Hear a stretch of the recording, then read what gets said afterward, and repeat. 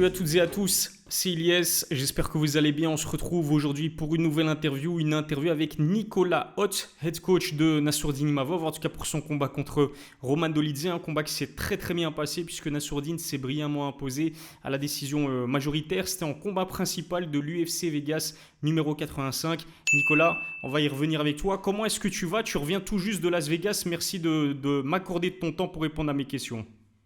Avec plaisir. Alors déjà Nicolas, première bonne nouvelle ce matin, on a appris que Nassourdine était huitième de la catégorie des poids moyens, donc il prend en quelque sorte la place de Roman Dolidze. Qu'est-ce que tu penses de ça? Est-ce que tu l'imaginais peut-être un petit peu plus haut dans le classement? Non, pas forcément plus haut. Huitième, je trouve que c'est bien. C'est devant Ramzat Chimaev, c'est devant Roman Dolidze. Mhm. Euh, à la limite, le seul truc que je trouvais pas forcément justifié, c'était la place de Roman Dolidze. Il était septième ou huitième, ça dépendait des classements. Je pense que c'est un mec qui aurait pu être classé plus haut quand on Ok. voit ce qu'il a fait contre Martin Vettori. Maintenant, la catégorie, elle est riche. Mhm. Pour moi, aujourd'hui, c'est une des catégories les plus concurrentielles de l'UFC. Euh, Ce qu'on regarde, je regardais justement ce matin parce que un- une des tâches que je dois effectuer maintenant, c'est observer tout le top 10, Mhm. observer les points forts du top 10, les points faibles, observer le combat de Nassour, décortiquer, et à partir de ça, mettre en place les nouveaux objectifs d'entraînement qu'on va mettre en place. Et donc, je regardais tout le top 10, et ce qui est intéressant, c'est que tous ceux qui sont au-dessus de Nassour, mis à part Duplessis, c'est bien Duplessis hein, qu'on dit, moi je Ouais, l'appelle ouais, bien DDP, sûr. donc voilà. Tous ceux qui sont au-dessus de lui, ce sont des gens qui sont rentrés à l'UFC entre 2012 pour Whittaker et 2015-2016. C'est-à-dire que ce sont des gens qui sont rentrés il y a très longtemps à l'UFC. Mhm. Euh, si on regarde Nassour, il est rentré en 2020, Mhm. Ramzat, il est rentré en 2020, Dolidze, il est rentré en 2020 et Duplessis est rentré en 2020. Tous les autres, ils sont rentrés à l'UFC depuis bien plus longtemps. Ils ont des palmarès qui sont souvent dans la vingtaine en termes de victoires, 24, 25, 26, 27, 28 victoires. Et donc, ce qu'on remarque, c'est le reste du top 10 a une expérience par rapport à Nassourdine à haut niveau qui est Mhm. très importante. Et donc, ça, c'est intéressant comme point d'observation déjà pour commencer cette discussion. Mhm. Duplessis ou Duplessis, hein, je pense que les deux sont bons. Et puis ce qu'il faut dire, si on se concentre uniquement sur Nassourdine, on a tendance à l'oublier, hein, mais il n'a que 27 ans, sa marge de progression, elle est énorme. 28 maintenant d'ailleurs. Voilà, pour ce type de catégorie, il est assez jeune. Mhm. C'est clair et net. Et concentrons-nous justement sur le combat. Donc la victoire de Nassour face à Roman Dolidze, je le disais, décision majoritaire. À la sortie de ce combat, on a entendu Nassourdine dire en conférence de presse qu'il n'était pas forcément satisfait de sa performance en tant que head coach. Nicolas, est-ce que toi, tu es satisfait de sa prestation? Ouais, on est toujours. Déjà, je suis satisfait parce que Roman Dolidze, encore une fois, moi, pour l'avoir étudié en long et en large, je connais son niveau. Je sais à quel point il est dangereux. Il avait deux grosses zones de danger. On en avait parlé, j'en avais parlé sur tous les podcasts où j'avais été interviewé. La première zone, c'était le bras arrière sur le Mhm. fort crochet. Il n'a pas touché une seule fois. Mhm. Euh, Carrément, on avait quasiment la sensation qu'il n'y avait aucun danger en striking, tellement Nassour il a dominé sur ce point-là. Et puis après, la deuxième zone de danger, c'était le sol. Alors Mhm. là, Nassour, il nous a fait rêver parce qu'il a failli le soumettre au premier round. Mhm. Mais au-delà de ça, moi j'étais très très content parce que le moment le plus dangereux, on savait qu'il était dangereux jusqu'à la fin. Et à un moment, il a quand même réussi à partir sur une clé de talon. Mhm. Et on avait travaillé, j'appelle ça des défenses anticipées, moyennes, tardives. Défense anticipée, c'est on ne va pas au sol. Défense moyenne, c'est on va au sol et comment on fait pour ne pas se prendre la clé de talon, tout son système d'attaque. Et la troisième défense, c'est tardif, c'est-à-dire tu es en position de clé de talon et comment tu défends. Et dans cette position-là, bah, Nassour, il a extrêmement bien défendu. Il a sorti la ligne du genou, il a été à l'écoute. Heureusement pour nous, c'est Mhm. arrivé de notre côté, dans notre coin. Il a très très bien écouté, il est resté calme, il est resté serein. Et ouais, non, moi je suis content de la performance, bien évidemment. On sait que ça aurait pu être un arrêt au premier round à quelques détails près. On sait que ça aurait pu être un arrêt au quatrième round à quelques détails près là aussi. Ça a été une décision majoritaire. Je trouve que j'arrive pas à comprendre le juge qui Mhm. donne 47-47. Mhm. Mais ouais, c'est une décision unanime en réalité. Mais ouais, ouais, c'est une très belle prestation. Et je pense que Nassour, il a prouvé pour tous ceux qui connaissent vraiment la catégorie à quel point son niveau lui permet de briller dans le top 10 de l'UFC. Surtout, si on compare la performance de Roman Dolidze, Mhm, à, de Nassour contre Roman Dolidze, mhm. à celle de Martin Vettori contre Roman Dolidze. Vettori et Dolidze, ils ont fait la guerre debout. C'était une guerre pendant 3 rounds. Il y a beaucoup qui ont pensé que Dolidze il avait dominé cette guerre-là. Euh, Entre Nassour et Dolidze, il n'y a pas eu photo debout. Nassour, il s'est baladé. Et encore, avec quelques ajustements près, on aurait pu faire encore mieux. Donc, non, je suis content de la prestation sur un camp d'entraînement aussi court. Ça fait que 2 mois qu'on travaille ensemble. Non, très content. Ouais, très très belle prestation. Il a enregistré un knockdown fin du premier round. Il a bloqué, si je ne me trompe pas, bah, les 4 tentatives d'amener au sol de Roman Dolidze. Franchement, c'était une prestation presque parfaite. Et pourquoi est-ce que je dis presque parfaite? Parce que justement, il y a des moments où il m'a fait peur, Nassourdine, pour tout te dire, Nicolas, notamment dans le quatrième round où il envoie ce kick. Roman avait sa main au sol, donc il est considéré au sol à Las Vegas, au Nevada, dans la ville où s'est fait le combat. Herb Dean. Ouais, ouais, dis-moi, Bon, je vais te raconter l'anecdote. C'était Vas-y, vas-y. t'es le premier média à qui on parle depuis, donc je vais Mhm. en profiter. La première des choses, c'est que Nassour, il essaye de voir le sol. Mhm. Et effectivement, dans son angle, il ne voit pas de main et donc il tape à partir de là. Pour moi, c'est un pari qui est risqué parce qu'on ne voit pas la main et je préfère dans ce genre de situation, c'est ce que je lui dis à l'interround, je lui dis, je préfère que tu envoies un uppercut ou un coup de genou dans le corps plutôt qu'un coup de pied qui est extrêmement risqué. Donc Mhm. ça, c'est à notre décharge. On aurait pu choisir une autre option que le high kick. Maintenant, les gens le savent, l'arbitre, il vient dans le coin, dans les vestiaires, il vient te voir, il te demande si tu as des questions. La seule et unique question qu'on a posée, c'est au regard de la règle des appuis au sol et quand est-ce qu'on peut frapper ou pas au sol. C'est la Mhm. seule question qu'on a posée. Et Abdine, il nous a dit les 3 appuis, genre comme, dans tout, comme partout, quoi, comme tout le temps, les 3 appuis au sol.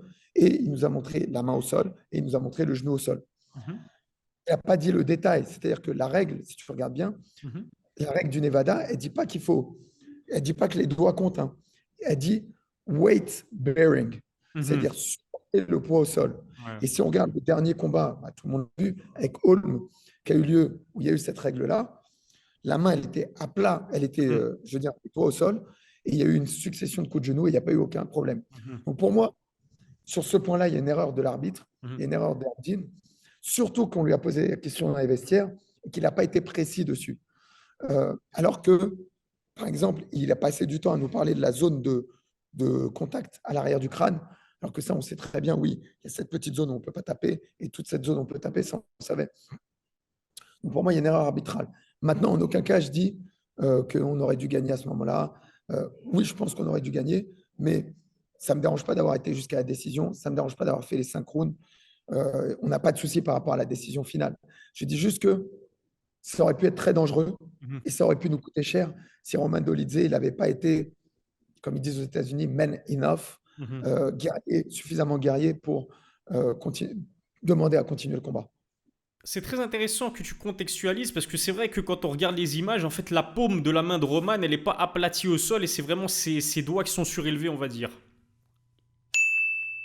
Ouais, c'est vraiment ce qui s'est passé. Par contre, quand je te disais qu'il m'a fait un petit peu peur, Nassourdine, au-delà du coup illégal ou pas, c'est quand Herbdine lui dit que, enfin, il arrête momentanément le combat et ensuite on voit que Nassourdine s'agace contre Chris Curtis. Herbdine lui dit attention, arrête-toi là, Nassourdine, sinon je vais te disqualifier. Il arrive à le calmer tant bien que mal, mais je t'avoue que ça m'a fait peur. Et on sait que Nassourdine, c'est quelqu'un qui est sanguin dans le bon sens du terme, mais ça peut lui jouer des tours. Est-ce que c'est justement l'un des axes principal de progression du côté de Nassourdine? Il doit peut-être ouais, calmer ses nerfs ou en tout cas essayer de garder la tête froide en toutes circonstances.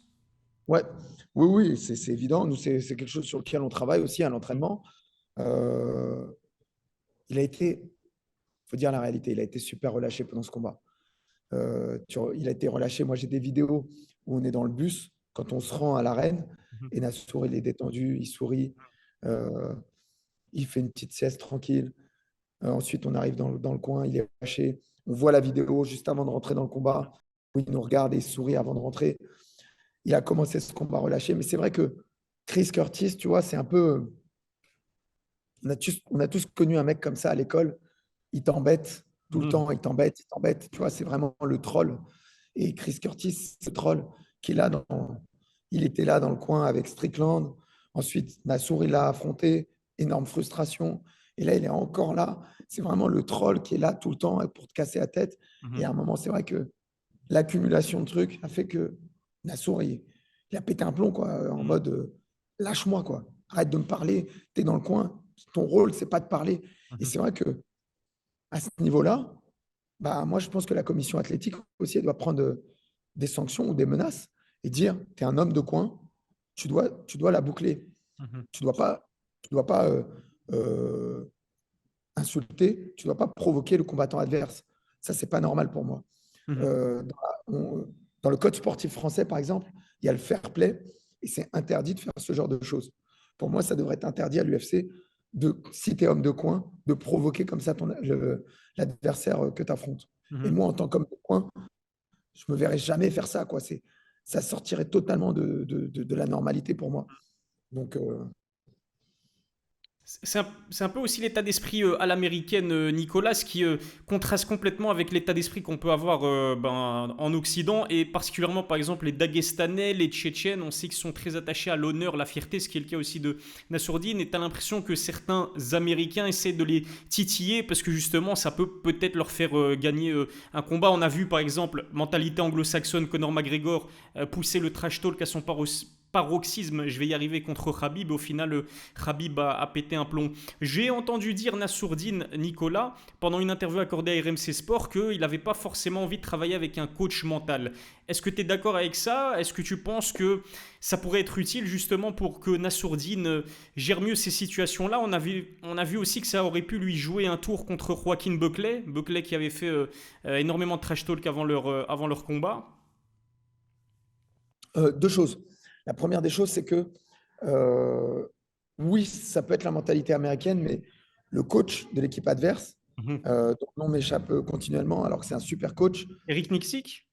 Eric Nixik, est venu nous voir dans le vestiaire pour s'excuser de la part de son équipe et du comportement de Chris Curtis. Donc, quand bien même ce serait une mentalité américaine, tu vois, le coach, il n'est pas du tout dans cette mentalité et il s'excusait. Et la raison pour laquelle j'étais en retard dans la cage pour faire la traduction et qu'on a assisté à cette scène-là, c'est que le mec de la sécurité m'empêchait d'accéder à la cage par peur que ça dérape entre les deux équipes. Ça, c'est le premier point. Le deuxième point, sur l'aspect coaching mental, j'ai l'impression qu'un peu à la manière d'un psychologue, si la demande ne vient pas de ta part, le coaching ne peut pas être efficace.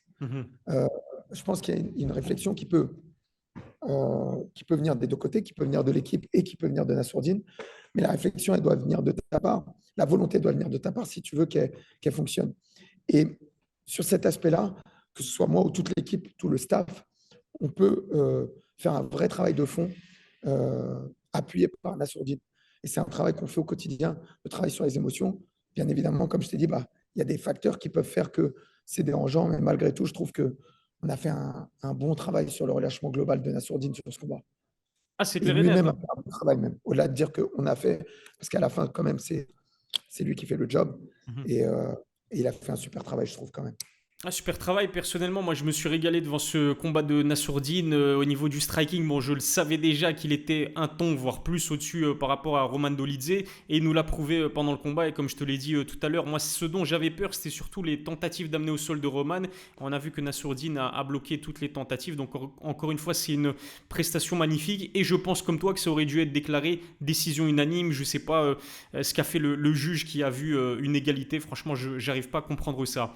On en a aussi énormément parlé avant le combat, Nicolas, c'est le fait que Nassourdine a décidé de quitter le MMA Factory. Il n'évolue plus sous la houlette de Fernand Lopez, mais sous ta houlette. En tout cas pour ce combat contre Roman Dolidze. Je te demanderai un petit peu plus tard si vous allez continuer le travail ensemble ou pas.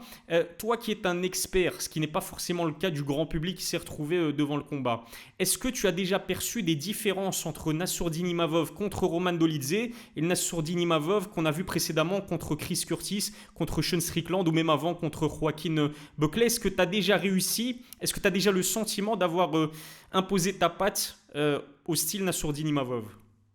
Je pense qu'on a des évolutions petit à petit. Ce n'est pas une révolution, c'est des évolutions, parce qu'il était déjà fort. Et on a travaillé beaucoup. Ça s'est énormément vu dans le camp d'entraînement, les changements. Comme je dis toujours, il y a un transfert entre l'entraînement et le combat qui n'est pas 100%. Et donc forcément, on a vu ces changements, pas autant dans le combat qu'à l'entraînement, mais déjà, on a vu des changements. C'est difficile de parler du combat de Chris Curtis parce que c'était une telle masterclass Mhm.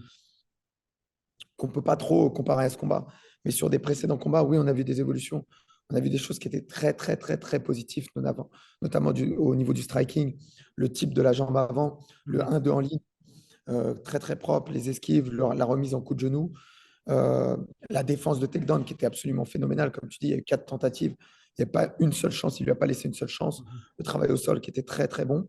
Après, moi, il y a des points que je souhaite améliorer. Mhm. Et comme je te dis, analyse complète de la catégorie, analyse du combat, décomposition du combat en différentes phases, les phases de striking, les phases de clinch, les phases de sol.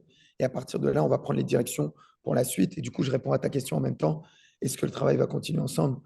Oui, on n'a pas mis ça sur papier encore une fois, Mhm. mais je pense qu'il est content. J'ai envie même de ressortir une interview que j'avais fait de Nassourdine avant même qu'il quitte le Factory et qu'il vienne travailler avec moi. On Mhm. avait fait un podcast ensemble et on avait parlé de la faculté de s'entraîner en France pour performer aux États-Unis.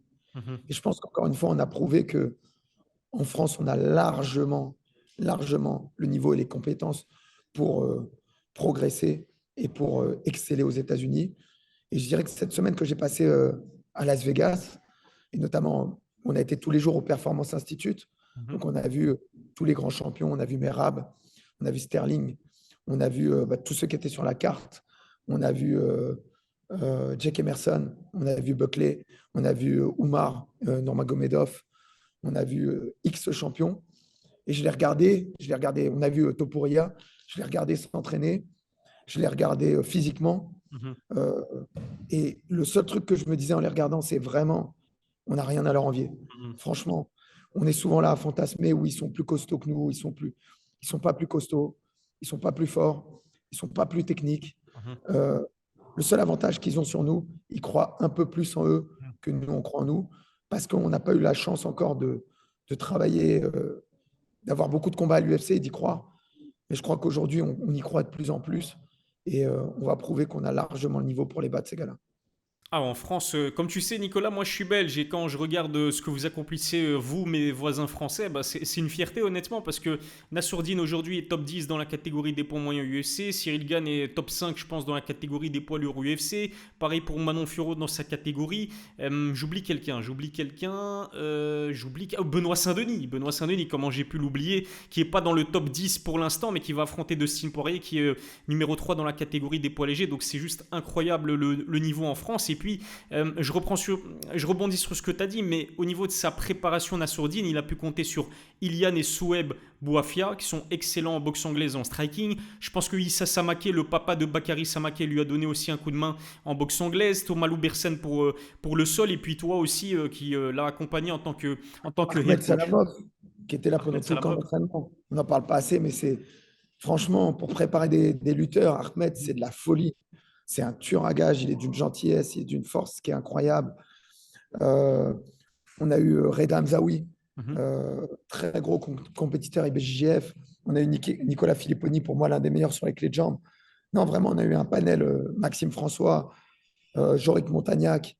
On a eu tout le MMA français, Mhm. le MMA au sens large, Mhm. MMA, lutte, grappling qui s'est uni, striking Mhm. qui s'est uni, Rodrigo Alamos pour la boxe taille. Non, c'était magnifique.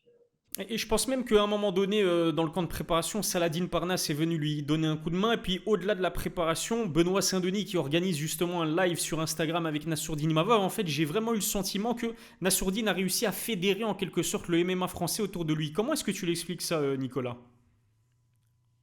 Bah, je pense qu'il y a deux choses. Il y a d'une part, on est un tout petit milieu et on est tous amenés à se rencontrer plein de fois. Et la réalité, c'est que, bah, en fait, si tu es sympa, Mhm. si tu es un mec sympa, si tu es un mec gentil de manière globale, tu sympathises avec les gens et un jour, tu as besoin d'un coup de main et ils sont là pour te rendre ce coup de main parce que on est un tout petit milieu et que tu es sympa et que les autres ils sont sympas aussi. Ça, c'est le premier point. Et après, pour aller un peu plus loin, bah, c'est une fierté aussi d'avoir un mec qui est aussi fort que Nassourdine. C'est une fierté de s'entraîner avec un mec qui rentre dans le top 10 comme ça. Donc, il y a un, ton caractère, et il y a deux, ton niveau sportif. Et quand les deux vont de pair, bah, les gens sont prêts à t'aider parce qu'ils ont envie de faire partie du projet, ils ont envie d'aider pour ce projet. Et du coup, il y a une solidarité franco-française qui s'est formée. On n'a pas cité Baki. Il y a Saladin, effectivement, qui est passé, qui a fait un sparring. Il y a Baki qui est passé, qui a fait un sparring. Et voilà, cette solidarité elle permet d'aller plus haut, plus loin et d'être plus fort, quoi. C'est parfait, franchement c'est magnifique. C'est ce qui manquait peut-être un tout petit peu au MMA français, mais on l'a vu qu'avec Nassourdine qu'il est capable encore une fois de fédérer. Et c'est l'une des choses que j'ai le plus apprécié de voir autant de personnes issues de teams ou d'équipes ou d'univers même différents, puisque Issa Samake c'est vraiment purement boxe anglaise, et ainsi de suite. Venir tous et toutes donner un coup de main à Nassourdine, c'était vraiment super beau à voir. Je ne sais pas si tu as vu cette récente interview de Thomas Lauberson accordée je pense à RMC Sport Nicolas. Et dans cette interview en fait il a dit que tu t'es concentré en priorité sur les points forts de Nassourdine, c'est-à-dire son striking. Et apparemment, vous n'avez passé que 20% du camp de préparation à travailler les phases au sol. Phase au sol, donc ça c'est on va dire le point fort de Roman Dolidze. Pourquoi est-ce que tu as décidé de miser sur cette stratégie, Nicolas? Euh, alors, on a passé beaucoup de temps sur le striking et sur la lutte. Mhm. Ensuite, le sol, tu te rappelles tout à l'heure, je parlais de 3 niveaux de défense, Mhm. défense anticipée, défense moyenne, défense tardive. On a passé beaucoup de temps sur les défenses anticipées, beaucoup de temps sur les défenses moyennes. La lutte, pour moi, c'était vraiment la clé, parce que si on lutte bien, on ne va pas au sol. Si on ne va pas au sol, on oublie le reste. Et puis ensuite, au sol, c'était du temps à partir de la garde, être capable de défendre dans la garde. Ensuite, être capable de défendre à partir de la quai-garde. C'est la Mhm. garde spéciale qu'utilise Roman Dolidze. Et puis ensuite, un petit peu de temps sur, une fois qu'il est pris en quai-garde et qu'on attaque la quai de talon, être capable de défendre à ce niveau-là. Mais effectivement, oui, tu dois miser sur tes points forts parce que tu gagnes un combat sur tes points forts. Tu ne gagnes pas sur tes points faibles. Mhm. Donc, il faut imposer tes points forts. Si tu es capable d'imposer tes points forts, tu vas gagner le combat. Et globalement, c'est comme ça que je fonctionne, oui, imposer ses points forts, étudier ce que mon athlète fait le mieux, essayer de renforcer ces points-là pour le sublimer le jour du combat. C'est super intéressant comme philosophie. Je te parlais de Conor McGregor tout à l'heure, mais je me souviens que ça a été l'un de ses regrets après avoir affronté Khabib Nurmagomedov, c'est qu'il dit que pendant son camp de préparation, en fait, il a passé trop de temps avec un état d'esprit défensif, comment défendre les tentatives d'amener au sol de Khabib qui étaient sûres et certaines, et il a regretté justement de ne pas avoir misé sur son striking qui est sa force. Donc c'est ce que tu démontres en fait, c'est que toi tu préfères te concentrer principalement sur les forces de tes athlètes plutôt que de bosser en quelque sorte leurs points faibles, même si évidemment tu les bosses aussi. Ouais, ouais, je bosse les deux, mais oui, sublimer les points forts et essayer de gommer les faiblesses au fur et à mesure du temps sur un travail de long terme. Après, comme je le disais, même sur ce combat, je disais, on travaille pour Roman Dolidze, oui, bien sûr, mais en fait, on travaille pour l'avenir. Mon Mhm. but, c'était pas que de travailler pour Roman Dolidze, c'était aussi de commencer à former les fondations d'un camp d'entraînement qui nous permettrait d'exceller et puis de se diriger vers le titre UFC à terme. C'est ce que je vous souhaite et c'est ce que je souhaite à Anna Sourdine. Et justement, c'est quoi l'avenir proche de Nassourdine? Je sais que lui, il a vraiment envie d'un rematch contre Strickland. Je sais aussi que c'est ta volonté, un rematch contre Strickland. C'est ça l'adversaire que vous visez principalement? Honnêtement, Strickland, c'est bien. N'importe quel adversaire qui se rapproche du top 5, c'est bien pour nous. Euh, comme je te disais, je suis en train d'analyser la catégorie, je n'ai pas regardé tout le monde. Je pense qu'un mec comme Martin Vettori, je crois qu'il est classé troisième ou quatrième. Je pense, quand je vois le combat qu'on a fait contre Dolidze, je pense que Vettori, on peut lui rouler dessus, faire un vrai statement. Je pense qu'il y en a d'autres dans la catégorie aussi sur lesquels on est capable de faire ça. Et donc, je vais regarder. Ensuite, on va voir ce que l'UFC propose. Et puis, à partir de là, nous, ce que j'aimerais surtout, c'est qu'on recombatte assez rapidement, peut-être en juin, ce serait bien, pour pouvoir ensuite recombattre une nouvelle fois pour l'UFC Paris en septembre ou octobre. Très intéressant. C'est peut-être une bête question, Nicolas, mais j'imagine que tu as quand même ton mot à dire dans le matchmaking de Nassourdine. Enfin, de l'UFC pour Nassourdine, je veux dire. Ouais, le matchmaking, il se fait à trois, en gros.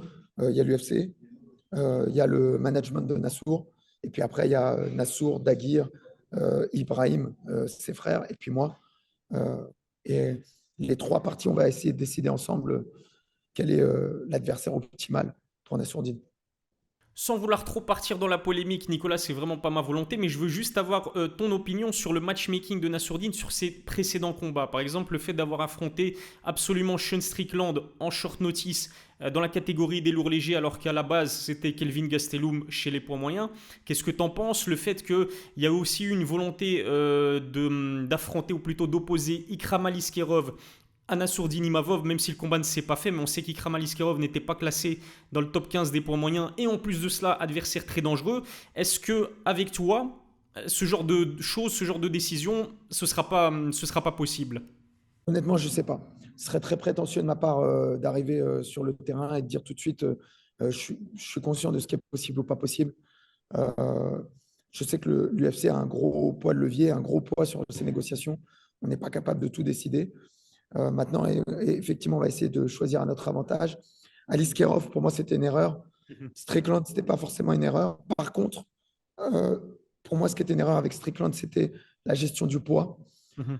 Et je pense qu'ils auraient dû négocier pour qu'ils combattent un poids qui était inférieur à celui auquel il a combattu parce que bah, le jour du combat, il y avait trop de différence de poids. Mhm. Et, euh, et ça, je pense vraiment que ça joue en la défaveur de Nassour. Mhm.